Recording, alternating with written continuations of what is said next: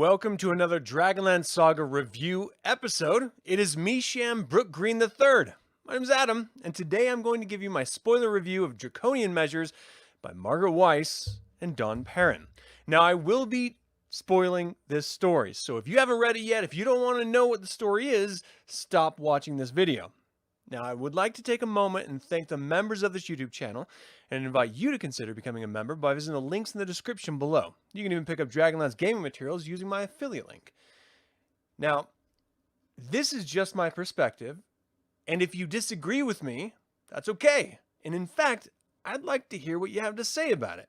So, if you would like to share your thoughts in the chat, or if you're watching this after the live show is over, put it in the comments. I always love hearing what other people think about these different Dragonlance novels, because let's be honest, some of them are stinkers.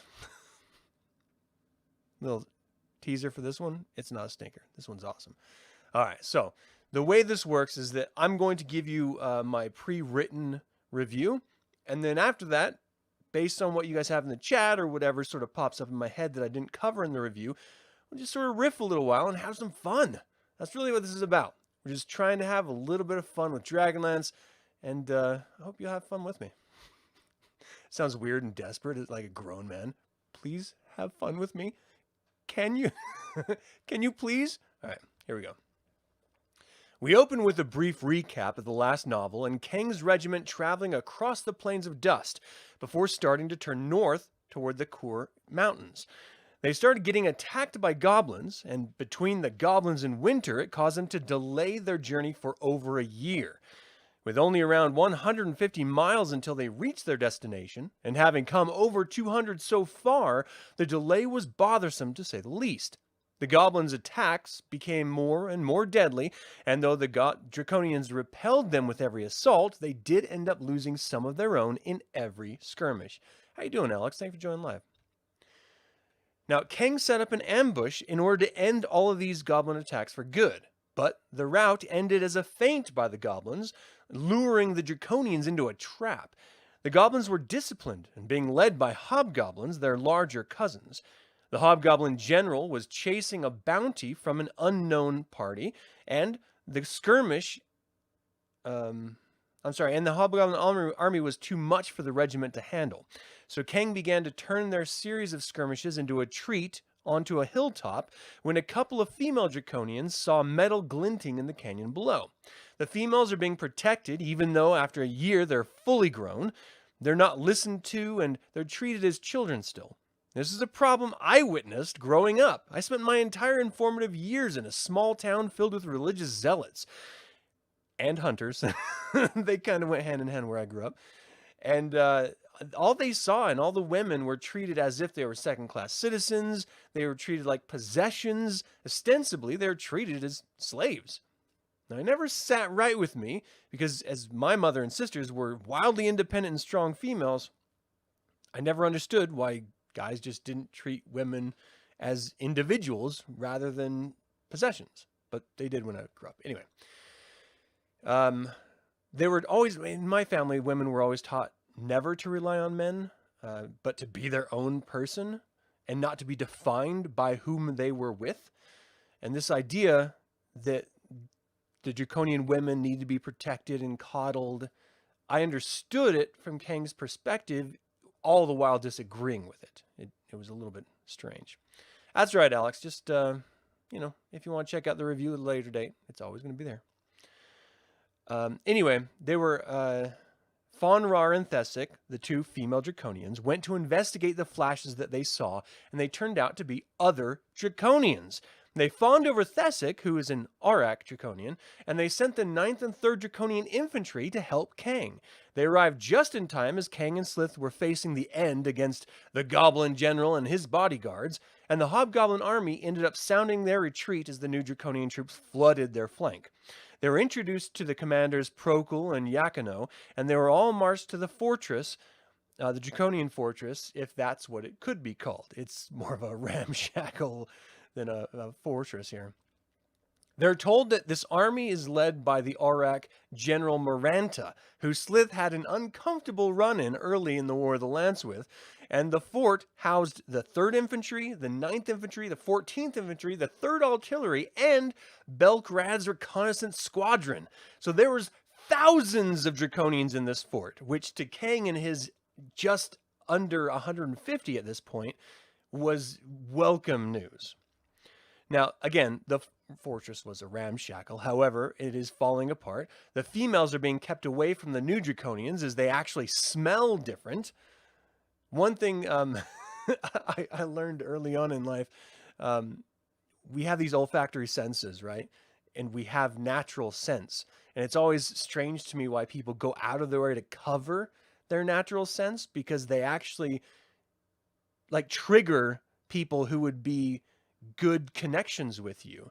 You know, you can smell someone, and based just on their natural scent, I'm not talking about body odor like over sweat and stuff like that, but just the natural smell of a human body. It is different, and you're attracted to different scents, different types of people based on their smell. This is from our animal natures, our animal histories, and it's interesting that they carried that into this novel. Anyway, they don't know that they're females yet. Kang isn't even sure that he's ready to share that information as he heads off to meet the general. So he ends up meeting General Miranta, who is being held up in his fort inside a fort, as they call it, which mirrors the confusing twists and turns of the Temple of Luricus for Takesis. Hey, Bryce, thanks for joining live, by the way. The general's haughty and asks why the Aurak isn't in charge. Kang told him about the eggs and the female Draconians, and the other Draconian officers don't actually believe his story at all.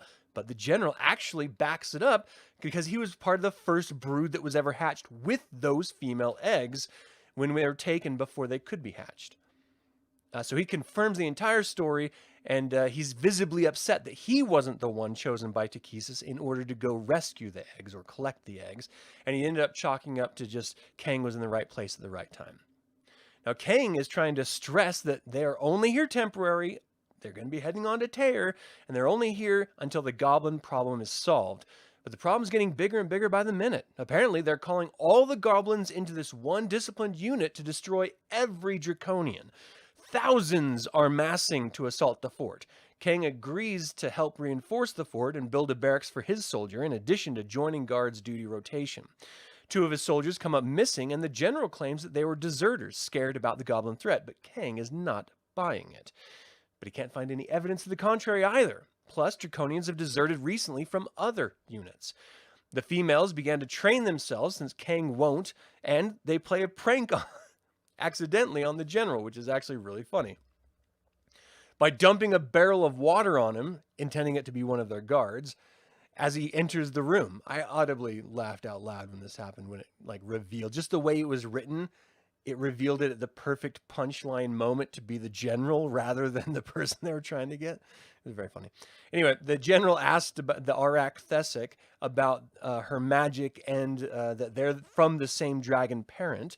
Then he seemed to calm down about the joke of being soaking wet and ended up leaving, seemingly impressed with the females. Kang learns that there is a Dark Knight fortress to the north of them and asks the general to send for aid in order to help them against the goblins. The general initially refuses Kang's request. Then he's being told that he should go and himself, Kang, should go and get the Dark Knight's help, that no one else will do it. Kang relents. The females stole a requisition of 20 swords, and the general is furious because he can't find the doggone swords or who stole them. Now, this is setting itself up for the general to be holding a secret that means doom for Kang or his control of his troops, and it plays out just that way. So there's this really nice buildup of distrust between the general and Kang, as well there should be, and a more nefarious plot as yet to be uncovered. So Kang leaves for the Dark Knight's fortress, and once he gets there, he asks for reinforcements and tells them about the Knights of Solamnia's arming the goblins. They're trying to sort of play into the hands of the hatred the Dark Knights have for the Knights of Solamnia.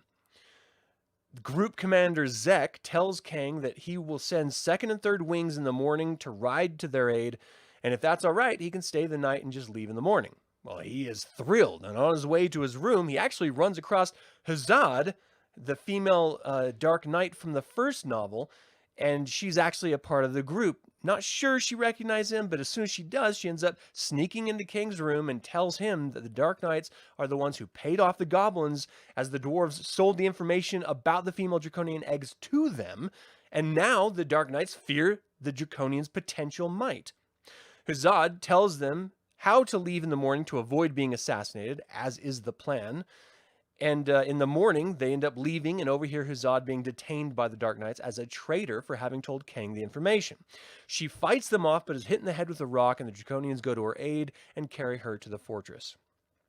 Once there, Kang relays the story of the Dark Knights to General Maranta, who isn't worried about the 500...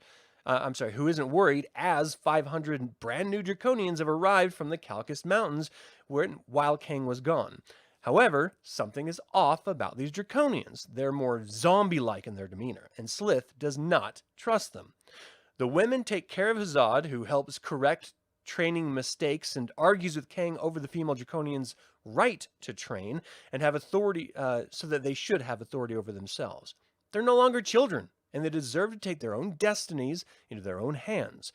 Kang respects the message after some time and agrees that they should train. Now, here's the crazy thing. The female Draconians took it into their own hands to train themselves. Then the General Maranta inspects them and orders Kang to start training them, and still he refuses to do it. And now his old buddy Dark Knight Huzzad comes by, and she's like, yeah, you should probably train him. He's like, okay, I'll do it. And he never does. Like, at no point does he ever actually do it, even after he's agreed and been ordered to, and the females taken in their own hands. It's always Huzzad correcting any problems or the females training themselves. Okay, so with the coming assault, Kang decides to make a false dragon in the same way that they did to play a trick on one of the early infantry platoons that was actually in Dragons of Autumn Twilight, that wicker dragon. It turns out that was Kang's regiment that built that in order to play a prank on those other Draconians. And they were all like pissed that these heroes came by and burned the whole damn thing down. And of course, we all know the story. Anyway, so he decides to make a false dragon that can somehow fly or glide over the goblin army and then drop what they're referring to as cactus keg bombs that Slith has been brewing from this sort of Dwarven Spirits style drink from cactuses. I imagine it's somewhat similar to tequila or something, but I don't know. Anyway, they plan on making this false dragon fly over the goblins and drop the bombs on them. The plans are drawn up and they present them to the general, who wants nothing to do with it, but admits fully that Kang is going to do whatever he wants, and he's not going to get his permission, so just go and do whatever you want, Kang. It is clear that the general does not want Kang here, but he also wants their expertise whenever it's convenient to him. So they begin building what they're calling the Drunken Dragon and the Cactus Keg Bombs. Slith takes a new Drac in order to get supplies with him and ends up confronting the Queen's Own, who are the general's bodyguards. They end up following him, killing the Drac, and now Slith is missing. Kang is furious and nearly kills the general when he appears and mocks his own troops. The female regiment goes after Slith with Kang, and the rest of the regiment readies the dragon and supports the other regiments in the goblin invasion, which has now begun. Now, in the general's bunker, the female platoon subdues the guards and leads them into an antechamber deep within the fort. This is a hidden room where General Miranda is using Dracart's heart, which is an artifact, to steal the life essence of one Draconian in order to create 100 slave Draconians. Now, this was the plan that Dracart who was one of the original 3 that created Draconians in the first place. This was his idea of duplicating the species rather than letting them naturally duplicate. So at least they would have control over them, but he never ended up doing it. And this is where all of those reinforcements have been coming from and why they're so dim-witted and not Draconian-like. Appalled, Kang sees them, brings Slith out next, and he leaps forward to stop them. Battle breaks out, and the general flees back to his room where he casts darkness, and Kang follows in, now blind. He ends up being captured, and before he's the next victim, Thessic, the female Aurak, casts a Burning Hands style spell on the general, who goes up in flames, and he is actively dying.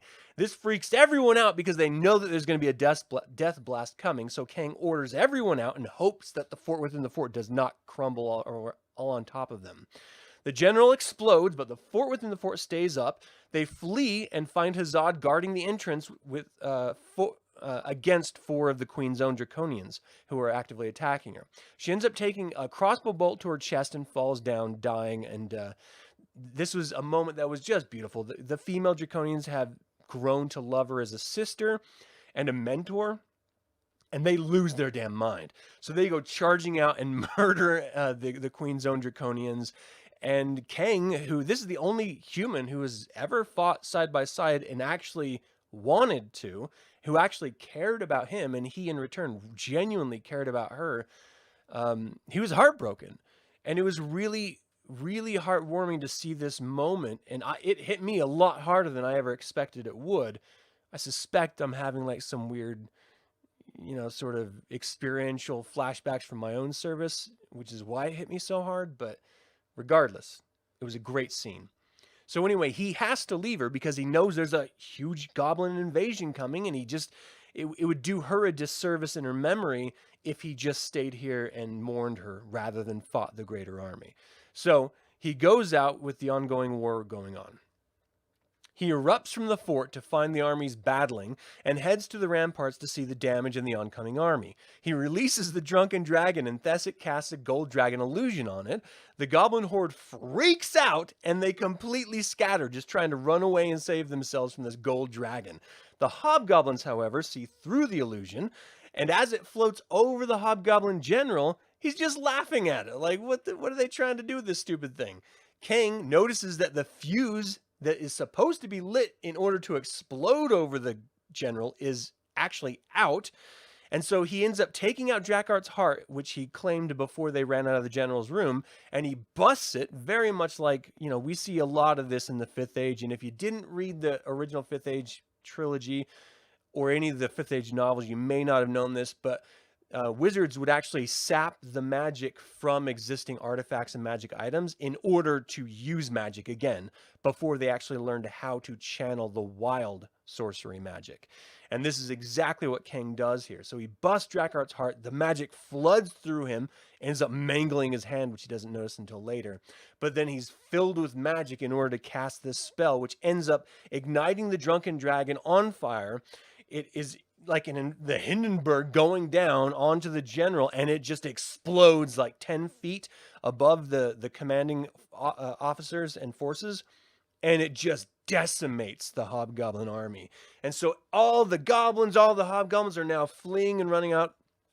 Kang, now seeing the goblin army is basically on the run, and they've pretty much won. He wants to go mop him up. And so he goes down and he leads the charge right out the door in the vanguard of the assault.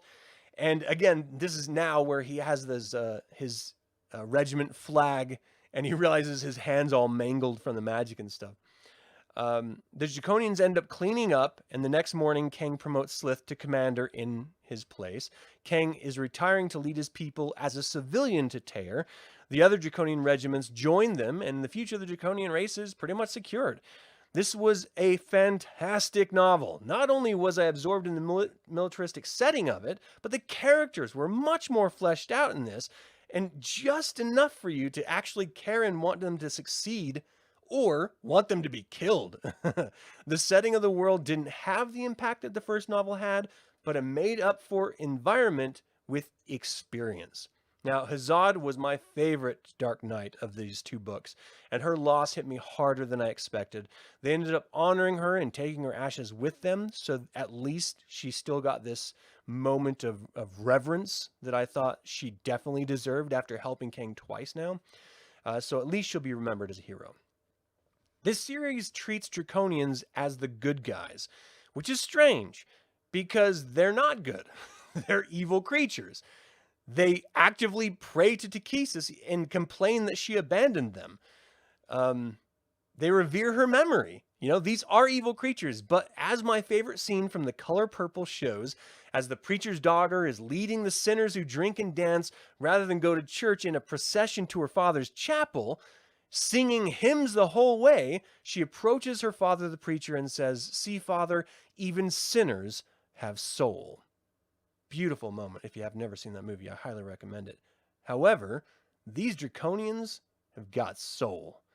I don't know why I never read these novels before. I don't know why I disliked the idea of draconians as characters before. But I was wrong. These are great novels. And this one, I don't know if it's better than the first or not, but it's definitely on par with the first novel, the Doom Brigade. And I mean, I would never have read any of these if it weren't for you guys suggesting them. So I definitely thank you very much for suggesting them. And I absolutely adore it. So I would highly recommend this. If you're a fan of Dragonlance, if you're a fan of the 5th Age or Draconians or the authors, you must read this novel. Do yourself a favor. And if it's been a while and you're not reading anything right now, revisit it. It's worth it. All right, so you have to remember these females are literally only females. They were the first for Kang. He didn't know how to treat them. You're right, Bryce, and that's something that, you know, it's a nice counterbalance to that experience that I had.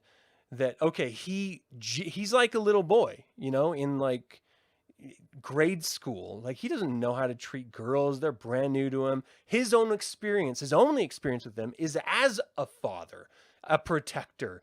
You know, he would have them on his knee and tell them stories and make them laugh and protect them and feed them. So, you know, I'm a parent of two, one grown and one almost grown children.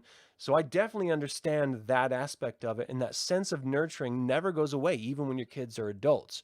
So I get that 100%. But he's met other strong women. Takesis, first and foremost, a goddess who is a woman who has her own autonomy and authority. So that should clue him into the fact that, yeah, they are the only remaining, or the only females of his species. They are literally the future of his species. But that doesn't mean you have to smother them, you know, and treat them as the precious gems in a box, you know. I mean, the fact is life equals danger, and you have to accept that, and you have to push those boundaries and allow, and this is something that every parent has to learn, you would hope. You have to let your kids fall and get hurt. You have to let them learn. That's the only way they learn. If you're helicopter parenting and doing things for them and protecting them from possible harm and, you know, smothering them in Purell, never letting them play in the dirt or get sick, you're actually doing a massive disservice to them. Like, they have to get sick to build up their immunity. They have to learn mistakes in order to learn how to act and how not to act. You know, they're going to get made fun of. They're going to get punched in the face. They're going to skin their knees. They're going to break bones. That's okay. Because all of those experiences are going to teach them how to be their own person. And that's something that, again, first-time parent in Kang may not understand. You kind of have to get to that point at some point. And he does, to his credit. He does as a character. Let's see, the series made me look at the other novels with Draconians totally differently. You love the dwarves in the very first novel. The dwarves are great in Doom Brigade. They were great. It pissed me off when we found out that he was the one, Selquist was the one that sold the information about the female draconian eggs to the Dark Knights, got a healthy sum, but that's the whole reason why the Dark Knights wanted to kill that Kang's regiment and the other Draconians. That's kind of shitty, especially on the terms that they left on, you know? He was like, hey, here's Terror of the City. Now I'm going to go stab you in the back so that you'll probably never make it there. Like, I don't know. The end of that last book, it ended so good that I don't know. I thought it was dirty of Selquist to do. Selquist is a dick. I'm just putting it out there. You're right, he would. And it kept referring to him like that. For some reason, I hoped that he would have learned, or that they wouldn't be the ones to sell them out. But, of course it was. You never trust a dwarf that a thief dwarf. That's all. Flint's okay. You can trust Flint. Not Selquist. Selquist is a punk. So Kang being awkward in this, was just that overprotectiveness for me. Other than that, I thought he was great. I loved General Miranda. Where was it?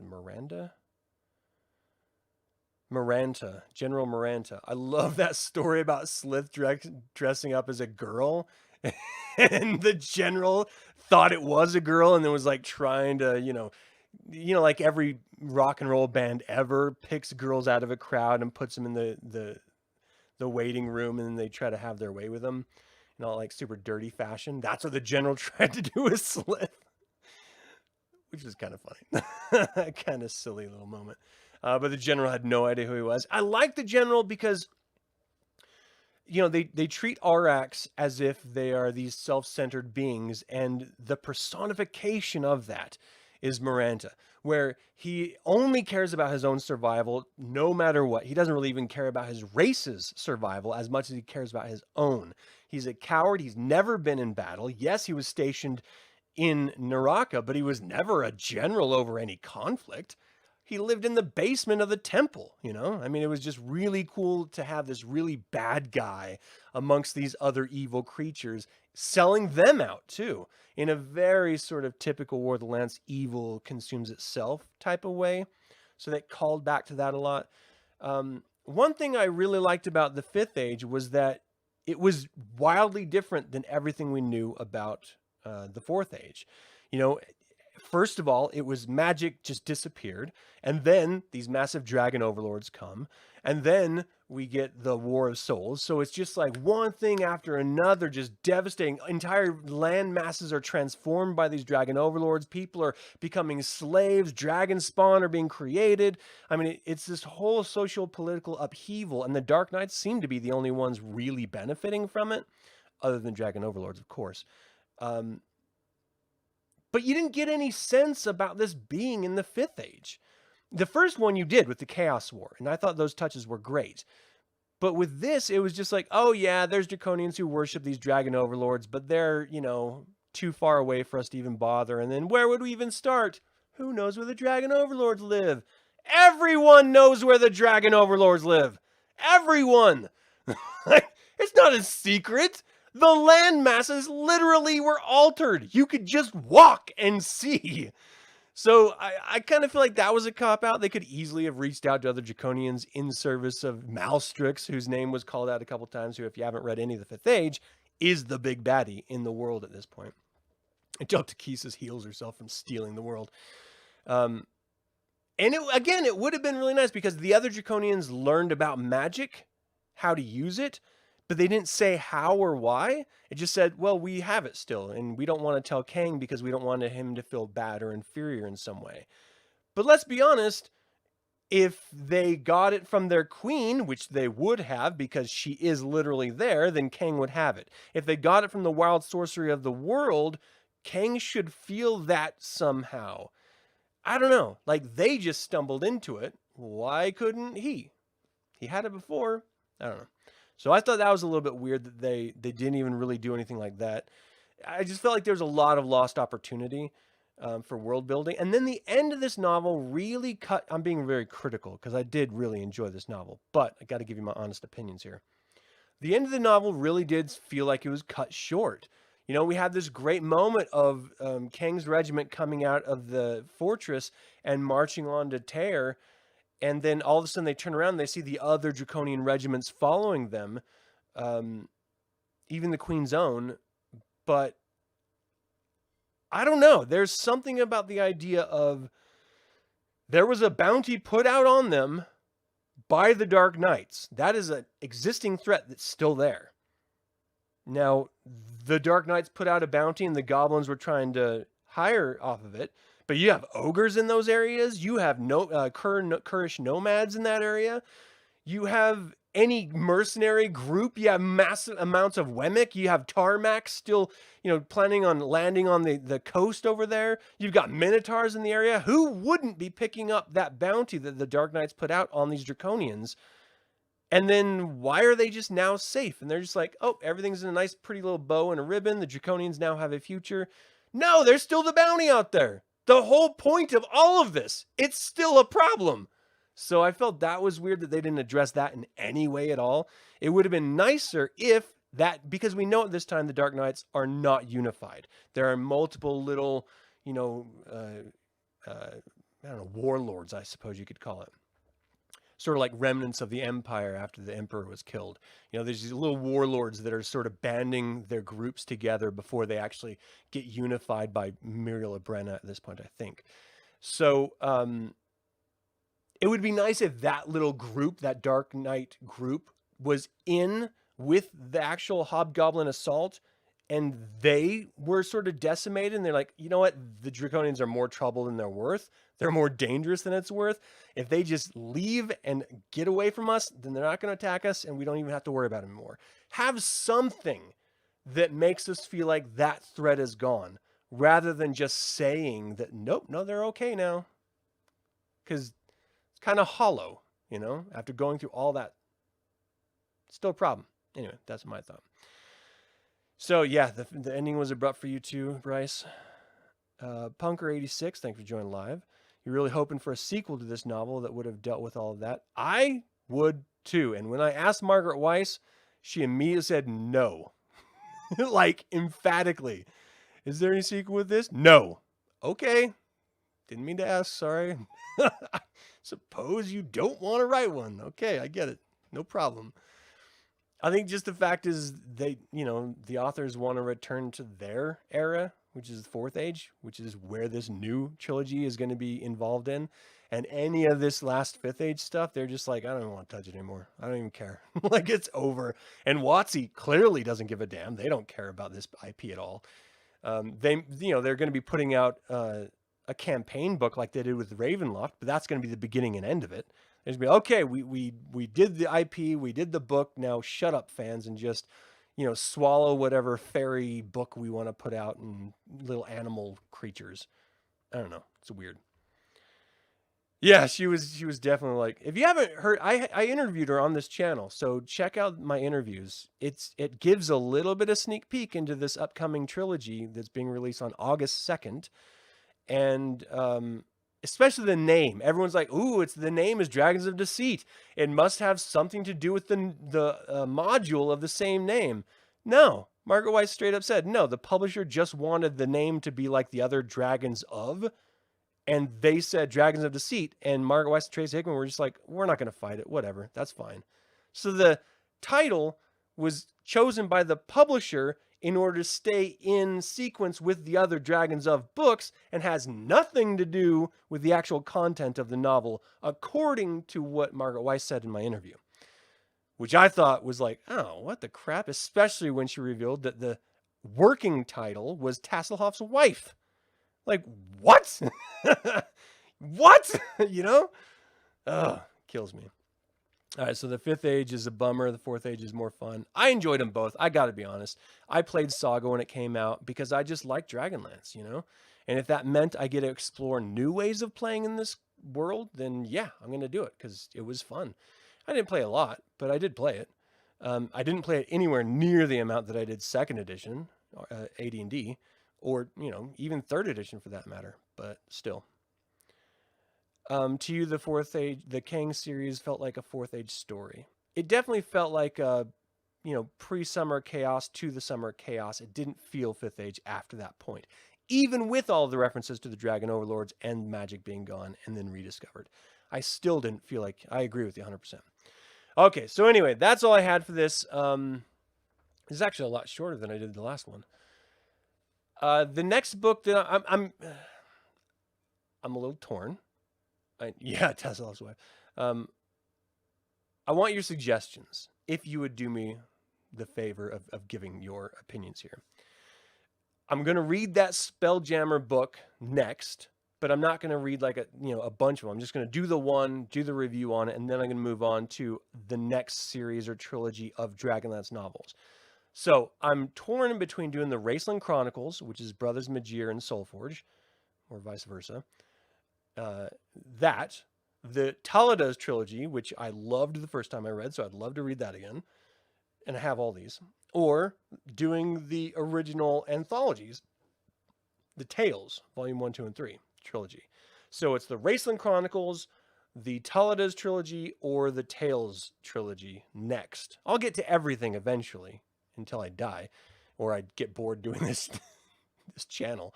But let me know what you would like to hear a review of.